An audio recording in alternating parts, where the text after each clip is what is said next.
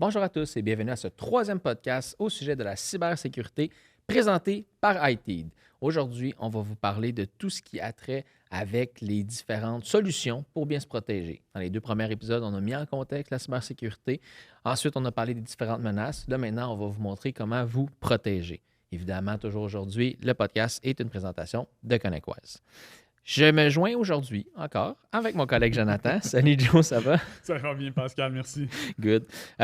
Donc, je l'ai dit dans les deux premiers podcasts, on a parlé de tout ce qui avait trait à l'état de la situation et des menaces. Là, aujourd'hui, je veux qu'on tombe en mode solution. Comment on est capable de bien se protéger? Qu'est-ce que j'ai besoin? J'ai-tu besoin d'un produit, d'un outil? J'ai-tu besoin d'avoir un cadenas sur ma porte d'entrée? C'est qu'est-ce que j'ai besoin pour bien me protéger?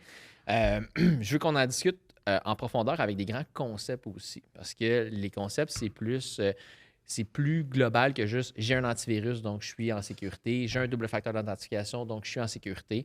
On va parler de ces solutions-là dans le cadre de grands concepts. Si on commence justement ces concepts-là, il y a 5 grandes étapes, en fait, quand on veut parler de la cybersécurité. La première des étapes, on en a parlé un peu tantôt, la traduction anglaise, c'est « knowledge is power ». Donc, avoir une bonne visibilité, une bonne connaissance de c'est quoi l'inventaire de tout ce que je possède. Et une fois que je le sais, il faut que je sois capable de les identifier. Il faut que je sois capable d'identifier, puis le terme global est identifié, puis la petite définition, c'est développer et conscientiser les entreprises face aux cyberrisques et à une bonne gestion des actifs critiques. Donc, dans l'identification, ce qu'on doit être capable de mettre en lumière, c'est quoi mes actifs critiques. Donc, comment tu pourrais me conseiller que je pourrais protéger ou que je pourrais, en fait, identifier mes actifs critiques? En fait, on a plusieurs méthodes qu'on doit utiliser, en fait. Parce qu'il n'y a pas une solution unique là, pour tous les assets ou actifs critiques. Puis actifs, là, on n'est pas en train de parler nécessairement d'un ordinateur ou d'un cellulaire. On parle de l'ensemble d'un actif, c'est-à-dire les données. Une base de données, c'est un actif. Une base de données, c'est un actif. Okay. Une donnée, un fichier, ça peut être un actif. L'ordinateur, le serveur, le cellulaire, peu importe, là, on parle dans le sens très large. Okay. Et ce qu'on veut aller savoir, en fait, une des premières choses, c'est notre inventaire. Est-ce que mon inventaire de matériel, elle est à jour? Est-ce que mon inventaire de données, est-ce qu'elle est à jour? Quel type de données je conserve? Quel type de base de données j'ai? Donc, la première chose, c'est de savoir ça. Là, on peut aller là, avec plusieurs méthodes. Une des méthodes pourrait être, par exemple, d'utiliser une gestion de déploiement ou une gestion de surveillance et une gestion de surveillance des actifs. Donc, quelque chose qui est un agent qui me rapporte de l'information sur qu'est-ce que j'ai, puis cet agent-là est automatiquement déployé sur tout l'ensemble de mon parc. Pour être une méthode. Donc ça, c'est un outil précis qu'on peut installer puis qui va me donner un état de la situation, dire j'ai 5 portables, j'ai 5 postes de travail, j'ai ci, j'ai ça. Donc ça, c'est un logiciel qui peut exister. Puis après ça, on peut identifier qu'est-ce qui est critique. Donc 5 postes de travail versus un serveur, mon serveur est critique parce que tout le monde travaille sur le serveur. Donc, je peux le catégoriser ou je peux le prioriser, en fait, dans, dans mes intérêts de protection en disant, mon serveur, c'est un actif qui est critique. Bien, exactement. C'est que ton intérêt ou ta gestion de risque, ensuite, va reposer sur des normes. Okay. Par exemple, ça pourrait être les normes de sécurité du NIST. Ça pourrait être les normes de sécurité de SOC 2 type 2. Il y en a plusieurs autres. Il y a le CIS qui fait des normes de sécurité. Pour les besoins de la cause, aujourd'hui, je parle du NIST. Et dans les questionnaires du NIST, ça va demander d'identifier c'est quoi ces actifs-là. Okay. Ensuite, plus loin, on pourrait parler de ISO 27001. Puis là, on devrait gérer la criticité de cet actif-là, qui est critique, et de savoir la mesure prise pour le sécuriser. Toute l'identification, c'est notre base. C'est de savoir sur quoi je travaille.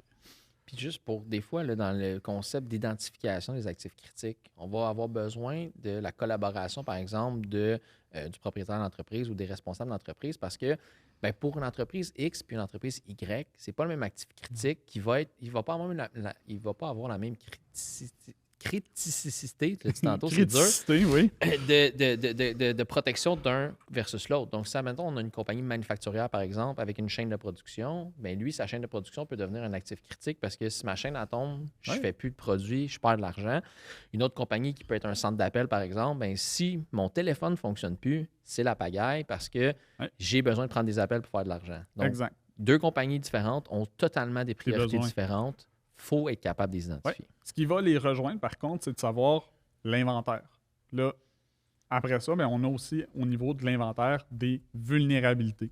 Donc, j'ai mon parc, j'ai identifié mon matériel, j'ai identifié mes données, où est-ce qu'elles se trouvent, qu'est-ce qu'elles contiennent. Maintenant aussi, j'ai besoin d'avoir l'inventaire de vulnérabilité. Donc, à quoi ces actifs-là sont exposés. OK. Donc, un coup qu'on a, d'un côté, tout ce que je possède, de l'autre côté, tout ce qui est identifié comme vulnérable, je peux commencer à avoir un inventaire de ma gestion de risque. OK. Donc là, je vais identifier puis corréler actif A, nécessaire à ma production, vulnérable à ABC. Et si A se présente, voici ce qui va être fait. Si B se présente, qu'est-ce qui va être fait, et ainsi de suite. Donc là, ce que tu me décris là présentement, ça serait une genre de posture de sécurité ou genre un... C'est un inventaire, c'est vraiment un tableau OK. pour les directeurs, la direction, de savoir, parfait, mon budget, je le dépense où? Mhm. Mon cellulaire, s'il tombe, est-ce que c'est prioritaire d'investir 90% du budget de protection sur ce cellulaire-là? Non? Parfait. Où est-ce que je devrais dépenser mon argent pour bien l'identifier En sécurité. en sécurité? OK. Ensuite viendra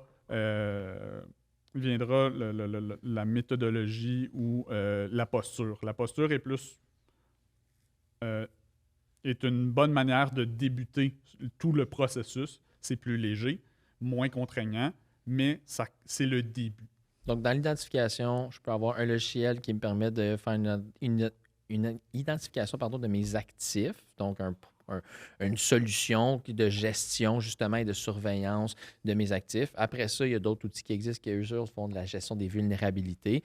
Puis, idéalement, dans une première étape d'identification, on va utiliser ces deux logiciels-là chez nous, par exemple, pour être capable de faire ce fameux tableau-là que tu parlais. Oui, Super. la posture, en fait, là, ça pourrait c'est la première étape.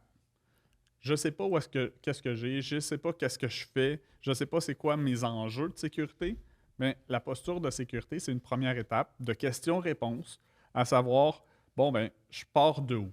C'est mon point de départ. Puis, Donc, ben, c'est ça. Fait que là, une fois que j'ai mon point de départ, dans un cycle de cybersécurité, ben là, je commence là, j'ai une identification claire de ce que j'ai besoin de protéger. Donc là, on va arriver à la deuxième étape qui est la protection. Maintenant que je sais ce que j'ai, maintenant que je sais où est-ce que je suis vulnérable, je vais pouvoir protéger ces actifs-là des vulnérabilités qu'on a déjà identifiées. Donc, protéger, une petite définition, c'est développer et mettre en œuvre un niveau adéquat pour assurer la protection des services d'infrastructure critiques. On l'a dit tantôt, c'est quoi mes actifs critiques? Donc, on a priorisé. Et ensuite de ça, bien là, mes infrastructures critiques, comment je peux arriver à les protéger? Donc, dans le domaine de la protection, plein de choses qui sont possibles. Parle-moi de quelques-unes de celles-ci. ouais, on va y aller avec, disons, les choses qu'on entend souvent. Donc, un anti-spam. On veut aller protéger et filtrer les mauvais courriels le plus possible. Qu'on parlait tantôt. Qu'on parlait dans les derniers podcasts, l'hameçonnage, ça nous atteint tous. On veut aller filtrer encore plus. On veut s'assurer de ce qui passe, c'est vraiment ce que j'ai demandé. Donc, on veut protéger les courriels. Ensuite, on veut protéger mes serveurs et postes de travail. Un des meilleurs moyens, c'est avoir un XDR ou EDR. Le XDR étant l'évolution du EDR, il va aller collecter plus d'informations. Donc, qu'est-ce qu'il va faire mon XDR? Il va aller regarder, entre autres, la signature d'un fichier. Il va aller regarder le comportement du fichier. Il va aller ensuite me transmettre de l'information sur ce qui s'est passé sur un poste ou un serveur. Donc ça, cette information-là, elle est utile en termes d'investigation. Si je veux savoir, est-ce qu'un fichier malicieux est présent parmi plusieurs de mes postes. Donc, ce sont des fonctions du XDR. C'est juste être sûr, le fameux XDR que tu parles, c'est vraiment un logiciel installé sur un poste de travail, sur un serveur, sur un de mes actifs, qui va me permettre justement de me protéger dans un premier temps, s'assurer qu'il n'y a pas des choses qui s'emballent sur mon poste que je n'ai pas décidé. Ouais. La fameuse couche, tantôt, quand on parlait dans les précédents épisodes du malware qui est en arrière, bien, un XDR, lui, quand il se fait arriver pour exécuter quelque chose, lui, il va le voir qu'il y a quelque chose derrière ce qui est assez d'exécuter, puis il va l'empêcher, par exemple, de s'exécuter. Ouais. Donc ça, c'est un logiciel que tu installes qui va te permettre d'avoir cette visibilité-là que tantôt, on n'avait pas. Puis le XDR va aller plus loin. Il va le faire même pendant que je suis en train de télécharger. Donc, en live, en temps réel, pendant le téléchargement, il est capable d'analyser qu'est-ce qu'il est en train de télécharger puis de savoir, hey, ça va devenir malicieux, tout ça. Fait que je bloque le téléchargement. Exactement. OK. Par contre, un XDR, c'est bien beau. C'est un petit agent, il est là. Il me dit bonjour une fois de temps en temps quand il y a quelque chose de malicieux. Je veux me mettre à jour. Ouais, ou je veux me mettre à jour. Mais la personne derrière le poste, c'est pas un technicien, souvent. Ça va être une personne d'administrative, une personne de direction. Donc, c'est pas elle qui doit prendre l'intervention en charge. Si vous avez les moyens, vous avez une équipe de techniciens.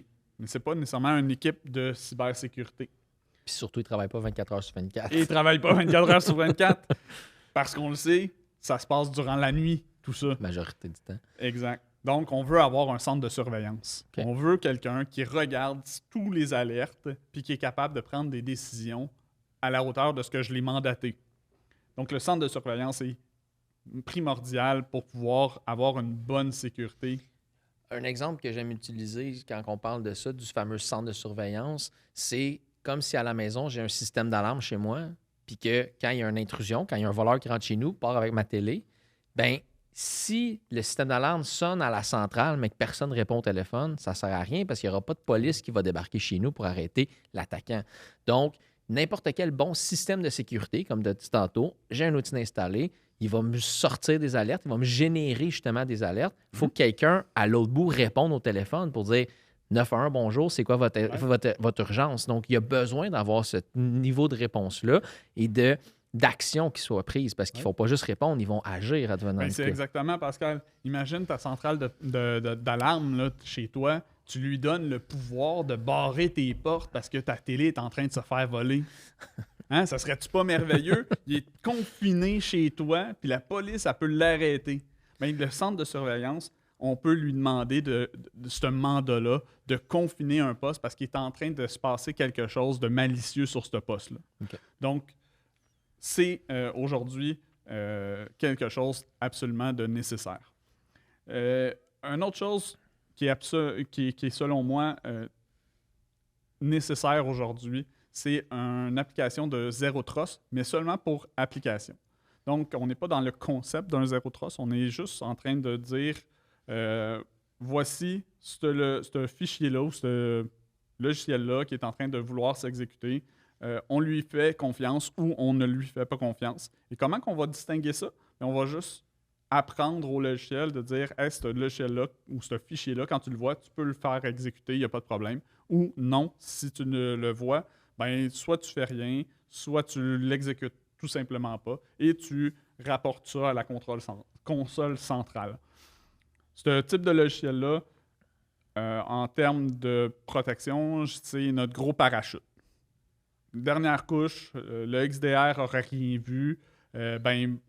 Par permission, le Zero Trust va lui mettre un deny, va interdire l'accès à ce fichier-là. Donc ça, c'est une couche quand même très sécuritaire. Donc, au niveau de la protection, ce qu'on a nommé, c'est un bon filtre anti-spam. On l'a dit tantôt, les courriels, c'est une porte d'entrée massive à toutes sortes d'attaques qui peuvent arriver. On peut recevoir des pièces jointes, on peut recevoir un paquet de choses. Idéalement, on a besoin d'un filtre anti-spam évolué aussi avec plusieurs fonctionnalités pour être capable, parce que plus qu'un outil de sécurité devient performant, plus que les pirates essaient de la contourner. Dans le concept d'un filtre anti-spam, souvent, ben, historiquement, ils mettent un fichier exécutable dans ton courriel, ben là, ils savent que ça ne fonctionne plus. Donc, aujourd'hui, souvent, ce qu'ils vont faire, c'est qu'ils vont mettre une pièce jointe qui, elle, est légitime, par exemple un PDF ou un Excel. Dans le PDF ou l'Excel, il va y avoir un lien qui, lui, t'amène sur Internet. Puis là, la cible, elle est malicieuse. Donc, un vrai filtre anti-spam, souvent, ça va être des filtres anti-spam qui sont payants parce que oui, les grandes compagnies ont des filtres anti-spam de base, mais les filtres anti-spam vont avoir une fonction bac à sable ou sandboxing qu'on va appeler qui vont ouvrir la pièce jointe, cliquer sur le lien à ta place avant que tu l'aies fait sur ton ordinateur, s'assurer que la cible est saine. Puis si la cible est saine, là, ils vont te l'envoyer. Oui.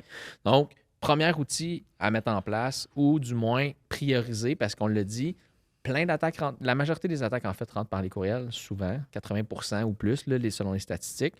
Le deuxième qu'on a parlé, c'est un outil de protection du poste de travail. Donc, sur mon poste de travail, un XDR ou un Zero Trust, donc une liste de logiciels que je permets d'exécuter, que je ne permets pas d'exécuter sur les postes de travail de ma compagnie. Oui. Et ensuite de ça, bien, tous ces beaux systèmes-là, il faut qu'ils soient liés à un centre de contrôle centralisé, donc le fameux SOC, dans le terme qu'on va appeler, qui, lui, va porter des actions advenant le cas où il y a une problématique là, qu'on se rend compte à ce moment-là. Donc, la couche de protection dans le cycle de la cybersécurité, c'est vraiment plus des outils hands-on qu'on va appeler des outils installés dans nos systèmes qui vont nous permettre d'ajouter cette couche de protection-là. Il y a aussi dans le cirque, quand on passe à la prochaine étape, on va arriver à ce qui s'appelle détecter. Donc, comment on est capable de détecter une attaque qui est en cours. Donc, la définition claire, ça serait développer et mettre en œuvre des activités appropriées à identifier l'occurrence d'un événement de cybersécurité.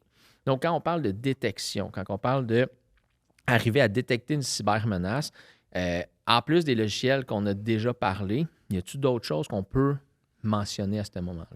Bien, dans les détections, on veut savoir qui a fait quoi. On veut être capable de s'assurer de la personne qui exécute ou qui télécharge ou qui fait des manipulations. Donc, c'est important d'avoir une gestion des identités. Une gestion d'identité avec un 2 facteurs, une gestion des identités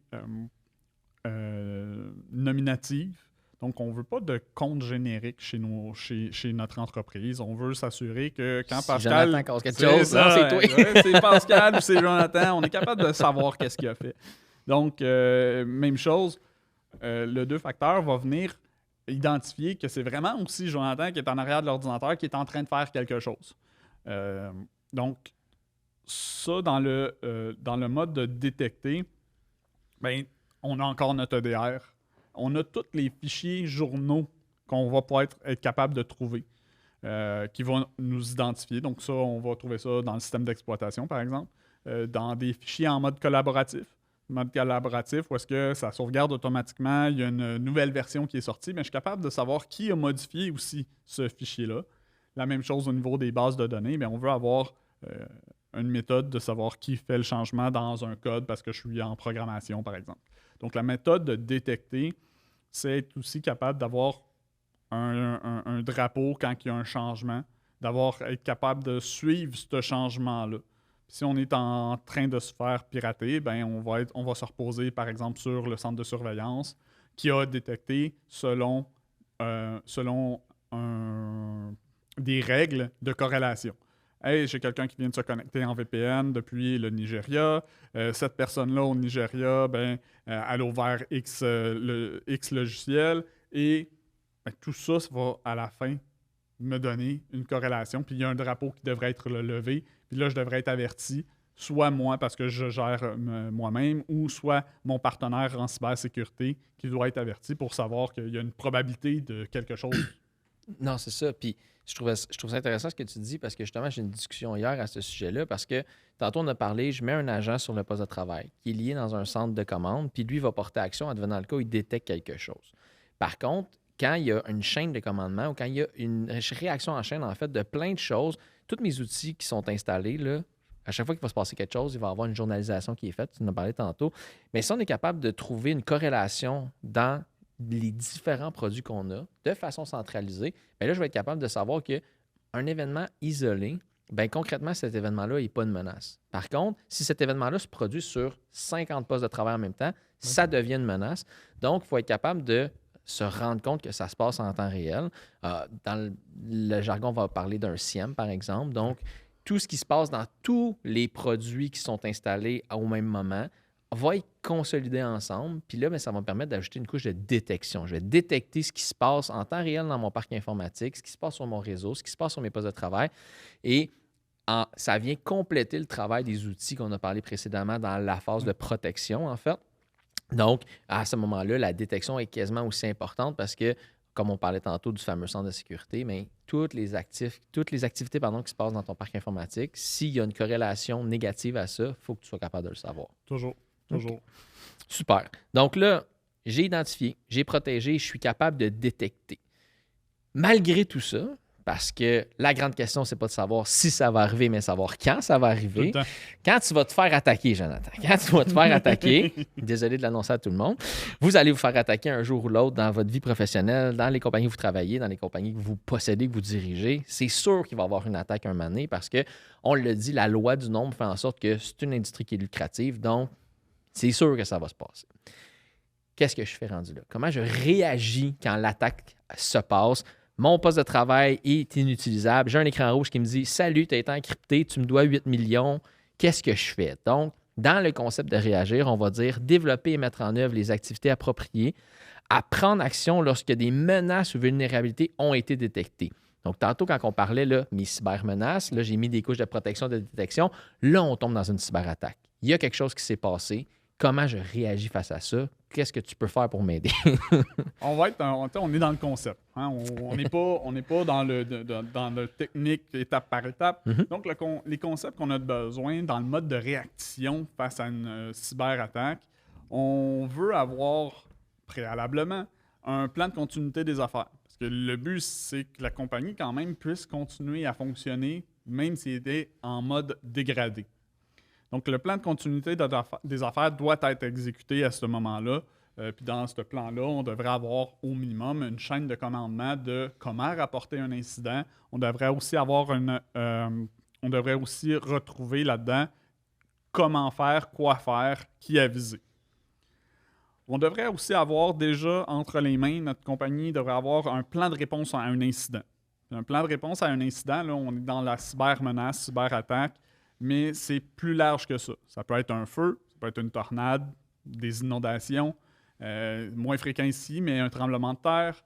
Ça peut impacter ton réseau informatique, là, ces choses-là. Il y en a dans des plans, là, bon, rarement je l'ai vu, mais je sais que ça pourrait arriver, mais une tempête électromagnétique. Okay? On est très, très loin, perso, mais un secteur... Les inventaires critiques sont à risque. C'est à risque. C'est à risque. On pourrait avoir une perte électrique, on pourrait avoir une perte Internet.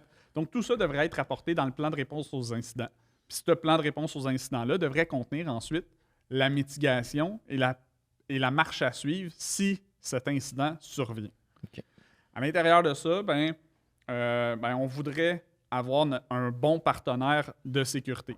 Le but en incident, peu importe lequel, on ne veut pas être en train de chercher. On veut être en mode réaction.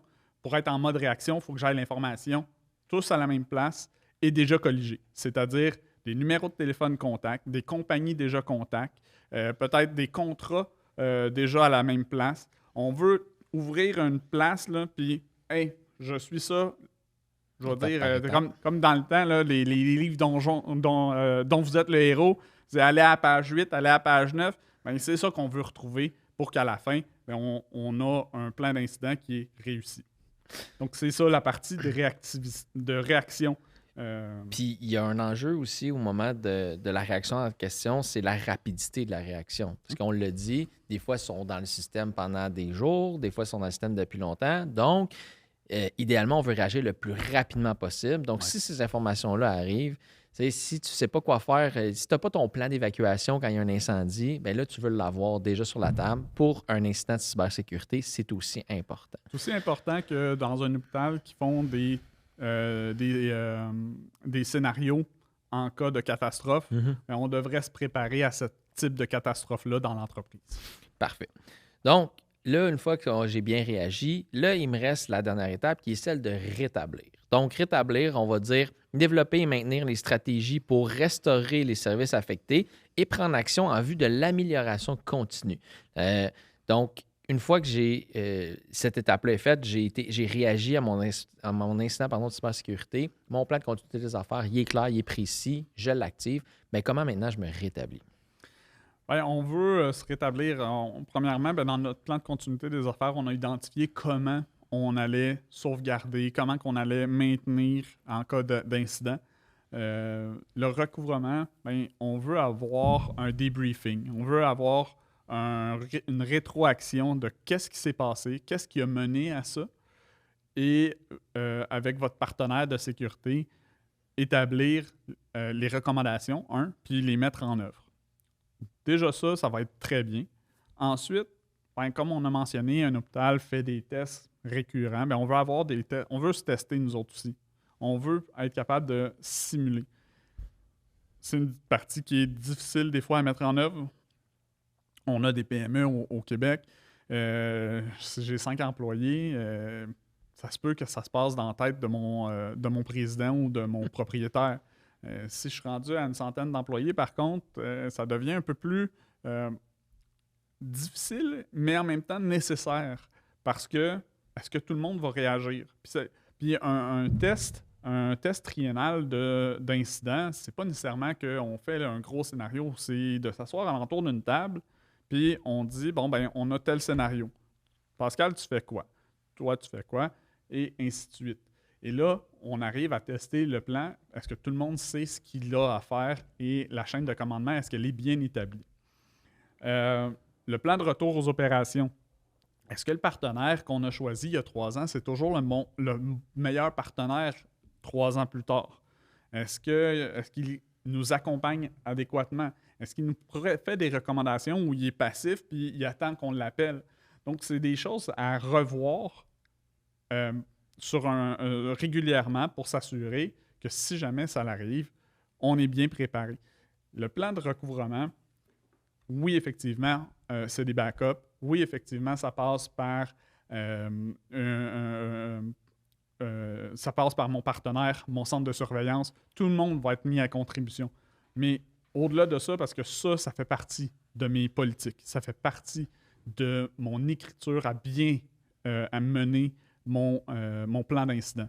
Au-delà de ça, le recouvrement se repose sur est-ce que j'ai les bons joueurs, est-ce que j'ai les bonnes politiques, et ça doit être révisé tout le temps. C'est ça, c'est dans le plan. Ça, c'est justement là, dans l'amélioration continue, en fait. Donc, en vue d'amélioration continue, là, je viens de me faire attaquer, là, je viens de me relever, là, je suis brûlé, mais j'ai besoin de savoir est-ce que ça a bien été? Est-ce qu'il y a des améliorations à faire, soit des améliorations au niveau de ma protection, soit des améliorations au niveau de ma détection, soit... Donc, après ça, ça peut t'apporter dans ton plan d'amélioration continue au niveau de ta cybersécurité. Oui, puis c'est pour ça qu'il faut privilégier l'accompagnement. Si on n'a pas d'équipe interne, il faut avoir des partenaires qui ne sont pas juste en mode passif, mais en mode proactif pour amener justement cette visibilité-là. Hey, je pense qu'il manque un peu à cette place-là. Et là, de cette manière-là, au moins, vous êtes au courant. On est parti au début du mode d'identification. Ce mode d'identification, cette roue-là, elle repart tous les fois. Super. Donc, si on résume un peu rapidement, on a parlé au début d'identifier. Donc, identification de mes actifs critiques. Dans le but d'identifier ça, c'est d'identifier la surface d'attaque potentielle. Donc, c'est quoi toutes les failles potentielles qui peuvent exister dans mon parc informatique. Ma surface d'attaque est la suivante. Comment j'arrive à bien la protéger? On arrive au niveau de la protection. On a parlé de différents outils aussi. Tantôt, il y a un point qu'on a oublié, qu'on n'a pas parlé pendant la protection. Un moyen de protéger quelque chose, c'est de l'isoler aussi. Donc, on peut faire de l'isolation au niveau virtuel, mais pour mettre quelque chose, certaines personnes seulement auraient accès à certains trucs. Ça fait partie aussi de la protection, en fait, de mes actifs. Tout à fait.